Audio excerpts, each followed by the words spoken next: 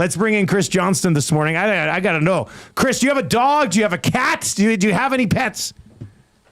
I have no pets. If I did have a pet, it would be a dog. I grew up with dogs, but I would never put it in Yankees gear. That's the only thing I take some issue with Pro-Am Sports is the oil gear is fine, the Jays gear is fine, but I can't do that Yankee stuff. Are you very anti-Yankees? Is that like your one team that you despise in all of sports? Ooh, probably, yeah. Yankees and Red Sox. Just growing up in Toronto, I've been a Jays fan for since I was a little kid, and now I'm a middle-aged man. So it's been a lot of years of getting inflicted abuse from those teams, so I have no patience for them. Well, then we have to go there. If Vladdy ends up with the Red Sox, I've already said I will write them off because I'm a Jays fan as well. That's the bridge too far. But if Vladdy crosses over to the Red Sox, and he just got his arbitration, avoided that yesterday with a 1-year deal. I don't know if I'll be able to recover from that, to be honest with you, Chris. I'm having trouble right now just with this management group. I know we don't want to spin this into some Blue Jays talk, but I'm a guy usually because I get a good chunk of time off in the summers. I go to games 10 times a year anyway, living here in Toronto, and I didn't go to a game last year. I am out on this team until they get rid of the management team. And so I don't even want to imagine if Vladdy goes to the Red Sox. That might be the end for a long time. Oh, yeah. That's what I said. It's just, I'm in full-blown panic mode, but I fully agree with you on the management, but you're right. Let's not turn this into a Blue Jays segment because I could just keep ranting on and on.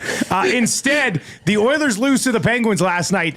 They're 15-4-1 in their last 20. So I've been saying this morning, this loss is not the end of the world. Some people agree, some people disagree. Somebody was like, if they have to go on the road to Vegas for Game 7 in the playoffs, it's because of losses like this. I'm like, no, that's because of every loss. Just every loss, not necessarily one last night. But when you don't show up for the first 10 minutes of a hockey game, and no matter how good you look the rest of the game, they really did. It's tough. That's tough sledding, isn't it? It is. I guess the good news for a lot of fans out there that they were down 3-0 probably before you even tuned in almost. Yeah. So, you didn't invest a lot of energy into that game. You kind of knew where it was most likely headed. Yeah, I'm with you. It's hard to sound the alarm bell on a team that's been on that kind of run for me. Unfortunately, every single team loses games. You lose some bad ones. I suppose, what's interesting for me is how do they bounce back? Obviously, Chicago shouldn't be a tough game for them on Saturday. It should be an opportunity where it's all right, we got to recalibrate here. Obviously, what went on in Pittsburgh can't happen because, the Penguins and the Blackhawks, Penguins are a bit better in Chicago, but kind of in a similar state this year where they don't put the fear of God in you like they once did. So yeah, tough game, but it only matters to me if this becomes a habit, if somehow this spirals into a losing streak, which I just don't expect to see happen. Yeah, they've been on a great run, Chris, here as of late. So I think, last night and given the start and everything. But with losses does come always the discussion of what do we do with Stuart Skinner and how does this team improve the blue line? Insider trading yesterday, Pierre LeBrun talking about casting a wide net.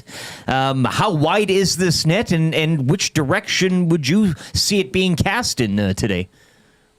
Well, what I think is interesting is the Oilers don't want to box themselves into thinking it just has to be a defenseman who can play on the right side, which obviously then makes the net as wide as every potential defenseman available. And really this is the start of the process. Edmonton had the pro scouting meetings this week.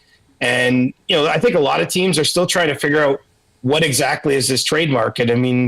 The standings are pretty bunched up, especially in the Eastern Conference around the wild card race. Some teams that we would say for sure will be sellers who might still be sellers, might not feel like sellers, here on January 10th, just because, you have the Columbuses and, just a bunch of teams that really almost you would never imagine could be in a playoff race or at least on paper in a playoff race as we hit the midway point of the season. So, for the Oilers, I think the process of the next 7 weeks is really getting their minds around what is possibly out there. And, it does feel as though they're not just honed in on, okay, there's these 3 or 4 pretty quality or at least usable right shot defensemen.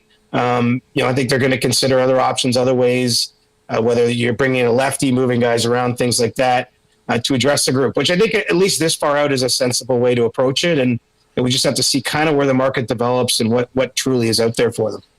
Speaking of approaching the blue line, I couldn't help but think about watching the Penguins last night and seeing the fact that they're tied for the final playoff spot today. How do you think Dubas approaches this deadline? I think he's a seller. Pittsburgh's missed the playoffs the last 2 years. He's maybe a different kind of seller than you sometimes see teams because, for Pittsburgh, it's almost more valuable for them to get younger, 21, 22-year-old players, prospects back versus the draft picks because they are trying to speed up, I guess, whatever retool, rebuild we want to call this. But they're not looking for players that are going to be on their team in 7 years. They're hoping for, to get some guys that might be in the mix the next year or two. But I don't see Pittsburgh's approach changing too drastically. I mean, they traded Jake Gensel, who not only is a great player, but was sort of part of the heart and soul and fabric of the teams that won those 2 cups in 2016 and 17 last year. And so, they have someone like Marcus Petterson, who's a valuable part of their blue line. Doesn't make too much money. I think will be in some amount of demand as a rental at this deadline. I mean, I'd be shocked if Pittsburgh didn't trade him between now and March 7th, even though, based on the East is like a soggy bag at the bottom of the conference. Like all of these teams. I saw a quote from Lindy Ruff last night. Buffalo is in last place in the conference. They win a game. He's like, oh, there's some sun on the horizon here. I'm like, you're in last place in the entire conference at the midway point of the season. But because there isn't a lot of separation from teams, 9 to 15 in the conference, I mean, everybody can dream or lie to themselves. I don't think Kyle Dubas is going to lie to himself. I think he understands that they have to keep turning it over and get younger. And, he's just trying to get some sort of competitive window, of course, while he's still got Malcolm Letang, Crosby and the likes in his lineup. Yeah, the Sabres dead last in the conference, 7 points out of a playoff spot. In the West, the last place team, 16 points out of a playoff spot. The soggy bag reference is... I love the soggy bag. I immediately started thinking about a good burger and fries in the bottom of the bag. There, too. Yeah, those paninos I got. It's interesting then because... Like you look right now, I mean, Boston's got 45 points, then Columbus has 44, Pittsburgh has 44, Ottawa, Montreal, Detroit all have 40, the Rangers have 40. Is there one team from that group that you think will actually be like, screw it? Some of these other teams might be selling. If not Detroit. We're gonna maybe add a piece or two and actually try to make the playoffs this year. Ottawa stands out to me as likely. I mean, they've run into some injury issues here. They had a great run just before Christmas. Played those games out in Western Canada, and then, their goaltender's injured, so it's been tough. But I could see them. They're motivated. It's a business decision for the Senators. They're under new ownership as of last year. They haven't made the playoffs, I believe, since 2017.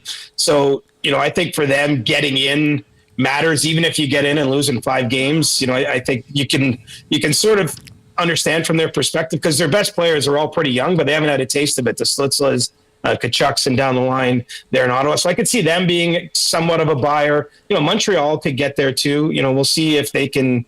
They've had a really hot run right now, so it looks good. Tends to be when you reel off the kind of stretch the Canadians have had. Maybe you lose 3 in a row and it doesn't look so good in a week's time. But I could see them getting to that spot. So there's a few teams. It's a weird one though. I don't see Columbus, for example, becoming a buyer, even though. I mean, probably the biggest surprise of the season to see them, have a shot right now, at least at a wild card spot. It would be a great story given sort of the tragedy and everything they've had to overcome as a team to get there. But I don't think they're going to veer off course just because, of a short-term, potentially sugar high from getting in for 1 year. I think that, there's some teams in that group that are cognizant of the big picture. And then there's others like Ottawa, Montreal, Detroit, that they've just been dying to get in the playoffs for so long. They'll probably try to do it. Climbing our way out of that soggy bag, Chris, over to the West. The Canucks also in a wild card spot this morning. But what's the latest there? JT Miller, Elias Petterson. Any more rumblings that we can be brought up to date on in regards to that team and what they're going through roster wise? I haven't heard anything in the last 24 hours, but I'll say that it's been very interesting. I mean, to have 2 players of that magnitude on a team that is trying to make the playoffs in January, and the organization is having active trade talks on both of them. Whether or not they make the trade is almost secondary in a sense. I mean, obviously everyone would be curious what those deals or a deal could look like, but the fact that that's happening is highly unusual, I'd say. And so I don't really know where it's going to go, but certainly they've full-fledged engaged in discussions, exchange things that look like offers. Sometimes there's semantics and whether it's an actual offer, but they've considered at least trading one or both of these guys. Where does it go in the short term? That having They play tonight in Carolina, tomorrow in Toronto. I believe they have one more game here out east before they go home. I mean, it's a tough stretch of schedule. They've won 4 times in a month.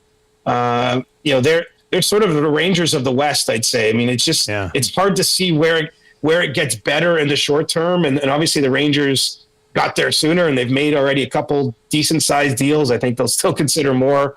Vancouver's management, I do think, will have to step in and do something at some point if they don't start winning games, because they want to make the playoffs. Obviously, they took the Oilers right to the brink in the second round last year.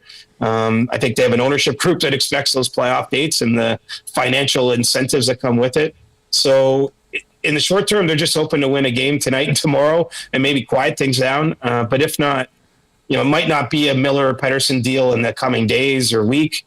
But I do think that they're going to have to try to address some holes on the team. And, they've been hurt. Obviously, they've had a whole bunch of injuries. Petterson hasn't played in a while. Demko's almost back. Miller missed that time. Hughes missed some time. It's hard for any team to win without those players. But they're in one right now, boys. Chris, before we let you go, we last night in Pittsburgh, it was Star Wars night. And we asked Greg Wyshynski yesterday, teeing up that game, were you a Star Wars guy? Are you a Star Wars guy? And who is your favorite Star Wars character? Was a Star Wars guy as a kid, then I'm talking like the original 3 movies. Yeah, the original 3. When I was really young, I didn't really get into like the ones that came out after that, but I'll just go Luke Skywalker. Keep it simple. Oh, it's Skywalker, the GOAT. Yeah, that's the easy way to go. All right, man. Have a good weekend, and we'll catch up next week. All right, boys. Have a good one. There you go. That's Chris Johnston. Find him on X at Reporter Chris.